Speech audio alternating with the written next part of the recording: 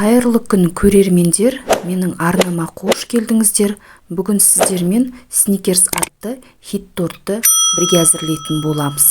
Ол үшін құрғақ ыдысымызға 5 дана жұмыртқамызды салып, үстінен шым-шым тұзымызды да салып, миксеріміздің көмегімен жылдамдығын арттыра отырып, біздің массамыз 2 есеге ұлғайғанға дейін осылай қантымызды шетінен сала отыра, жақсылап аппақ ақ көбік болғанша миксерлеп аламыз.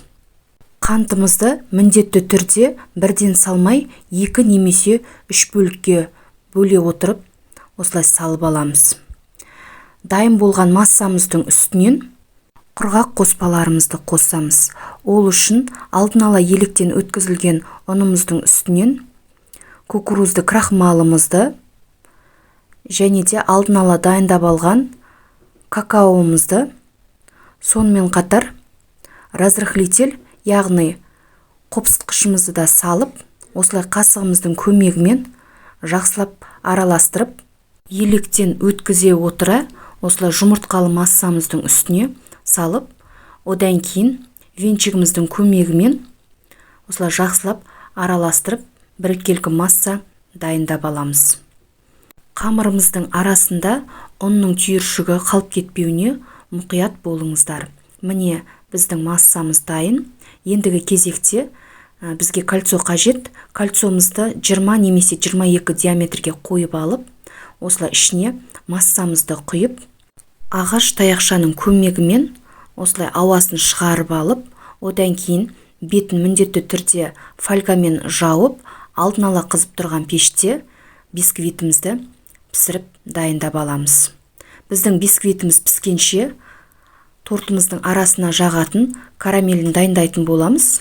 Ол үшін табамызға алдын ала өлшеп алған қантымызды салып, осылай жай отта біздің қантымыз ерігенше тоқтаусыз араластырып отырамыз. Біздің қантымыздың түсі осындай қоңыр түске енген уақытта сары майымызды және де 33-34% сливкимізді құйып, осылай біркелкі масса болғанша жақсылап араластырып аламыз. Тортымыздың арасына жағатын кремінде дайындап алатын боламыз. Ол үшін тоңазытқыштан шыққан сүзбелі ірімшігімізді және қант ұнтағын осылай миксердің көмегімен жақсылап біркелкі болғанша араластырып аламыз. Үстінен мұздай сливкимізді құйып, жылдамдығын арттыра отыра, жақсылап миксерлеп аламыз. Міне, біздің креміміз дайын. Ендігі кезекте суыған карамелімізді бөлек ыдысымызға құйып алып, дәл осы карамельдің үстінен тұзды арахисімізді салып, осылай қасығымыздың көмегімен жақсылап араластырып, кондитерлік қалташыққа салып аламыз. Дәл осы ретпен алдын ала дайындап алған кремімізді де кондитерлік қапшыққа оны да салып аламыз. Піскен бисквитімізді суытып және де теңде 3 бөлікке бөліп аламыз.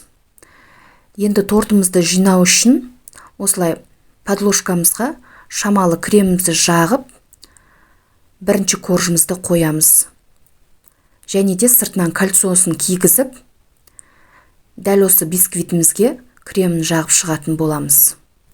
Кремімізді міндетті түрде кондитерлік қалташыққа салып жағатын болсаңыздар, біздің креміміз мінсіз әрі бір тегіс жағылатын болады. Осылай шпателіміздің көмегімен кремімізді тегістеп шығамыз.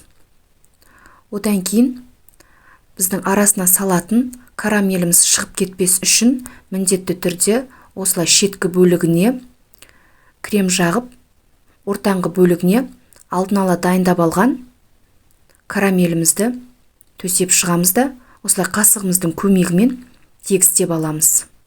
Дәл осы ретпен екінші және үшінші қабаттарында толықтырып шығамыз. Дәл осы сникерс тортының құрамы мен мөлшерін төменде описание бөлімінде толықтай жазып қалдыратын боламын. Сол жерге кіріп, қарап, сіздерде міндетті түрде жасап көрсеңіздер болады. Сонымен қатар, қазақша контенттің дамуына аз да болса өз үлесіңізді қоса отырыңыз. Ол үшін каналыма тіркеліп, лайк басып, және де өз пікіріңізді қалдыра кетуді ұмытпаңыз. Әрбір жазылған пікір мен үшін өте маңызды.